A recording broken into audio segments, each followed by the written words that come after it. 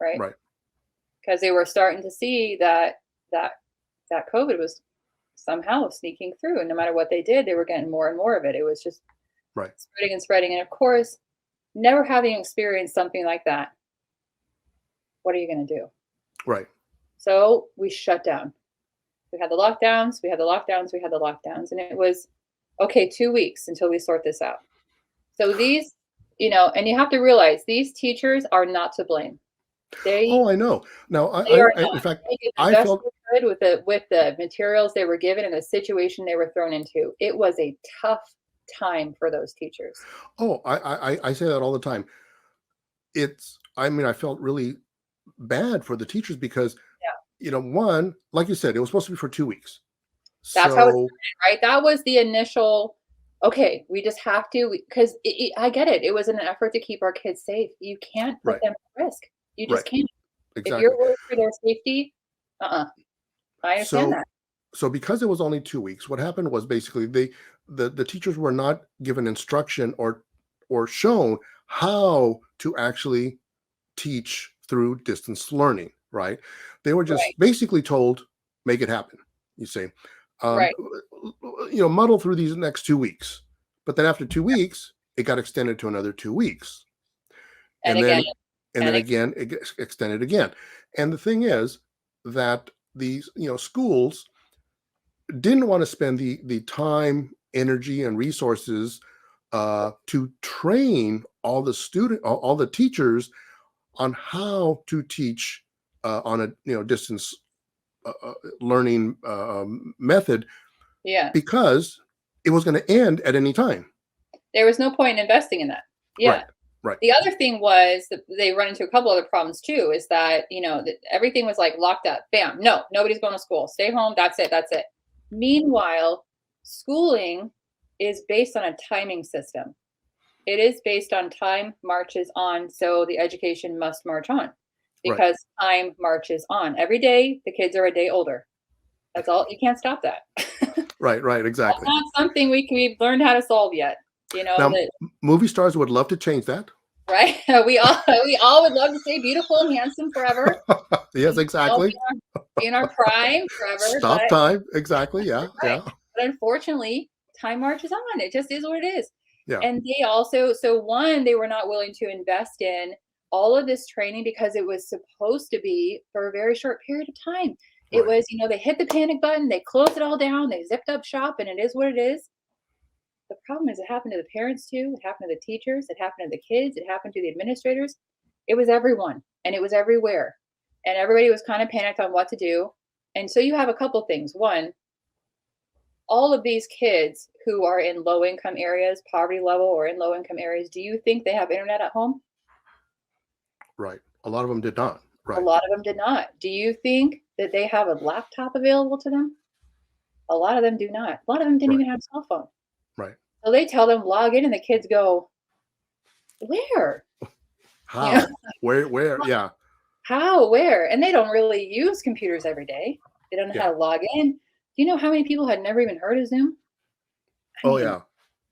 Zoom was like kind of new and fresh at that time. It was a business program that, that corporate companies use to have long distance meetings.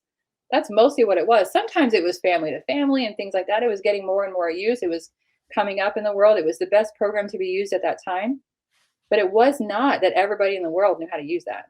That was Right. not a common thing. Right.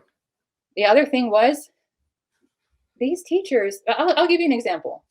I taught in a classroom for years, right? For like 13 years. I also taught face to face in person with students, tutoring students at the center all the time. Then when I transitioned over to teaching virtually, tutoring virtually, It was a there transition. was, It was a transition. it was a transition. And I was working one on one. That's me with one student with 20 years of experience of teaching and tutoring under my belt at that time. Right. Right. And I still would get boggled sometimes at like, okay, because I could not pick something up and go, because I could not have the kid write it on paper and show me. Right. Because in general, that's what kids did is they would need to put it on paper and show you. And a Right. lot of what they learned from is class discussion, interaction. Right. A lot of what they learned from is watching their peers do the problem on the board. I would see that all the time in class. My kids are confused about something and they're not getting it. And I go, let's do an example. And I have someone, okay, who's brave? Let's have someone come up here and do an example. And someone comes up there and the kids go, oh, I get it. Right? That's a different kind of interaction than doing it virtually. You have all sorts of things that you lose doing it virtually unless you're very clever and you have it So worked out. if you actually are, and there were some teachers that were pretty tech savvy that could actually make that Oh, transition and do things like that. So you can have a group of students, and then have one student be featured, mhm, and basically then show them and actually have a virtual whiteboard. sure. So you could do that, but not there was a very, very, very small percentage of teachers that knew how to do that. Very minimal. Right. And think about it this way. Put yourself in the boots of those children. If you are in kindergarten, how much of you is just running, jumping, climbing trees? Oh yeah. There's a there's a big portion of you that is still running, jumping, climbing trees because you are 5, right? I That is remember there was also a discussion about, um, whether or not teachers could mark students absent or not. Um, so if they showed up, with on their laptop or whatever, and their video was there, and they showed up, then they were counted as present. However, I they roll could, my eyes at this only because, oh my god, I know exactly what you're talking about. but then a lot of students actually turned off their video, their camera, Yeah. and for whatever reason they I mean, there was a lot of House different reasons for house that. why not? Yeah. Right. But what happened was a lot of students basically would turn their camera off and take off. Right. And a lot of the parents weren't there to actually monitor that. So the teachers didn't even know if the students were there, Right. you see. That's another dynamic as well, right? The kids are at home, not even talking about these kids that are 5 years old and it is 6 years old, 7 years old, and it is difficult in a classroom to harness that focus. Oh yeah. That is a whole situation all its own, right? So not even counting all those students, counting kids that that do come to class and they do operate well in class and they're there and they're focused and they're trying to learn. You put them at home and that is not in a controlled setting with parents that are so frazzled and panicked that they're losing their jobs, they're being laid off, they're trying to pay their rent.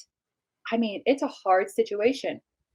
And also, not to mention tech issues. That's a whole pocket of problems. Yeah.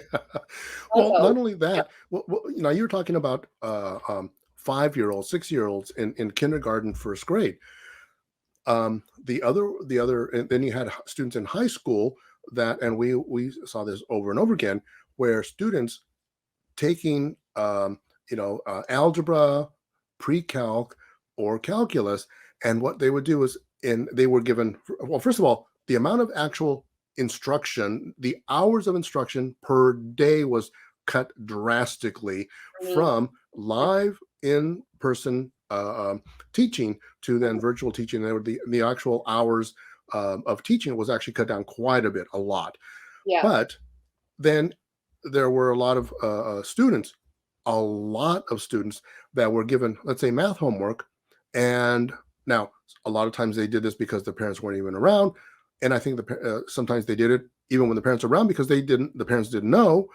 They would just plug in the actual math homework problems onto some of these programs online. well, It Google would, will answer it for oh you yeah, if you don't have an app for it. Yeah, it would give them the answer. They would write down the answer, turn in and be done with their homework, turn it in, not having actually done themselves any of the work at all. yeah, learned literally nothing. I can't tell you well, a couple of things, right? Going back to the kid just going, quote, "present," high five, and leaving, right?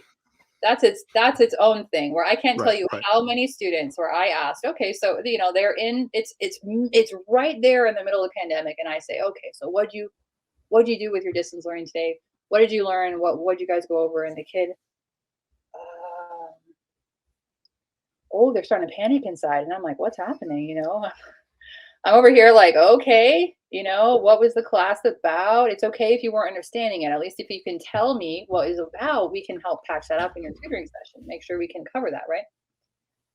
oh, they said, I fell asleep. I don't know. I don't know. I fell asleep. Or they were like, I was on YouTube, or I watched TV in the background. I can't tell you how many kids had the laptop in front of them with the TV right there, and But that's what they were doing. A lot of them. so, So that's its own so problem. you can also get into the fact that, okay, well, kids shouldn't be doing that, whatever. But like you said, Sure. it's It's an hard. uncontrolled environment. That's the Well, problem. but it's hard also, like you said, even in a classroom. They're in the classroom. You've got 25, 30 kids. A teacher's actually trying to actually teach, convey some information, and there aren't televisions going on. There's no radio. There's no dog barking. There's no Right. sister The coming setting in on is the all new. and it's all different. It's all just for education, and that is has its own challenges, and it's difficult trying to maintain everybody's attention. So Right. and if you have kids that are at home, especially if they're at home by themselves, having to sit there and just listen to a teacher talk and sit there in front of a computer, Most you know do not have the work ethic for that yet. It isn't or that the attention span. They don't have the attention good. span. And Exactly. if it's a topic that is something that you're learning, Right. you don't understand it. So it Right. puts confusion into the works, which spaces you out, Right. makes it difficult for you to hang on until you finally get it. It's a difficult task to ask students who have never learned independently, who Right. have always been guided, Right. to now learn independently, and they just have to pull themselves up by their bootstraps and run along with this train that's leaving the station without them. How long are their little legs going to be able to carry them? They're just not. That's Right. just all there is to it. So you had that problem, right, where you had the kids who couldn't keep up with that moving train, leaving the Right. station without them, right? That's and then you also have where the here's the other thing. I would have kids go, okay, listen, I know, and this is to the high school students, this is the ninth through 12th grade students that we had. I had so many tutors come to me and go, I think we have a little problem here. I said, okay, what's happening? My tutors would tell me, I asked, Joe or Bob or Sally or Ben or whoever, okay, finals are coming up. We need to go back and review your concepts. We need to make sure we have picked up that vocabulary. We need to practice, practice, practice. We need to really work these concepts. The math, the science, the engineering, even the literature kids. The kid would go, their response, one for one. The kid would go, oh, we don't need to learn that. We don't need to review. Oh, really? Why not? We Oh don't have finals. yeah, Excuse me? We don't have finals this year. We're all getting an A. I remember that. Right. I said, you're all what now? You're all, you're all what? So the standards dramatically changed because the teachers knew that they were not being as effective to no fault of their own. Right. Exactly. They could not be as effective as they normally would be. And Right. like you said, even in a classroom setting, it's a well-known studied fact and documented fact that 30 to 40% of all school children are operating at a deficit because they do not pick up what's happening in class. Yeah. Right? So you kind of have your kids that are gifted, far above, can operate on their own. You have the kids that do fine with guidance, and then you have the kids that need extra help. I always say, like sometimes students will also, will blame the teacher. Sometimes parents will blame teachers. Other Sure. people will blame teachers. But the thing is that it's it's difficult as a teacher to. Yeah. I mean, and also, first of all, it is difficult to just operate as a teacher, but it is actually physically impossible for a teacher to go to every student and make sure that that student understands what has been covered. I'll tell you a true story. Okay. I had a parent, this is as a teacher, I had a parent come into the classroom because the kid was complaining they weren't getting help. Okay, fair. It's a fair complaint. This is a kid asking for help that wants help. Right.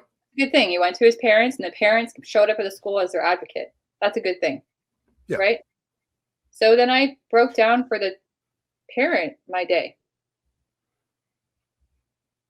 Okay.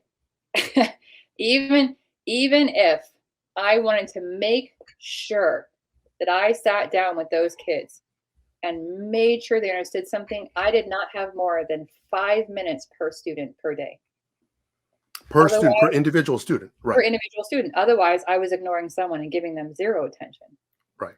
That's just all there is to it. There are too many kids in the world. Here's the thing. Do you know how many schools there are in the US? I don't. There are 115,000 schools in the US. And that accounts for private schools, public schools, parochial schools, homeschools, virtual schools. There are 115,000, give or take a few numbers, but rounded, it's 115,000 schools in the US of all kinds, right? Do you know how many school age children there are in the US? I don't know. 49.5 million. Wow. There are 49.5 million school age children in the US that need an education, but only Wow. 115,000 schools. That's 1,300 students per school. And we know that some schools cannot handle that amount of kids. Homeschools account for 1 to 5 children, Right. right? That's it. So they're not handling their 1,300. There are many private schools that do not go over 400 because they want their class size, their student to teacher ratio to be smaller. Right. Correctly so. Yeah. So where do all these kids end up going? You end up with teachers that have a 35 student class base, but Or 7 more. or more, Or more. right? But 7 of those a day. So you have one teacher handling hundreds of students a day. Hundreds. It just the numbers don't work. And I mean, obviously, if you got like 40, let's say if you did 40 students per day, per class, mm, times 7 classes, that's 280 students, almost 300 students. right. And who's grading all those papers? Right. Right. Right here. and who is trying to figure out what to do for their next lesson? Who's Right. lesson planning out the next thing? The teacher. And who is cleaning up that classroom if you don't have a custodian, right? Right. Sometimes you do, sometimes you don't. That was one of the things that was cut in the 2009 financial crash. Custodial work was gone. So now I have seen, I mean, I did a quick search, and I Mhm. saw that basically I just did a search for learning loss, and there were pages and pages and pages of articles on learning loss. A lot of those articles, yeah. And then I thought, okay, you know what, that's some of those are older. Some of those are actually right after, during the pandemic. Some of those a little bit, last year or even the year before. Right. It's not recent. It's not recent information. 2030, Right. 2023 information. Yeah.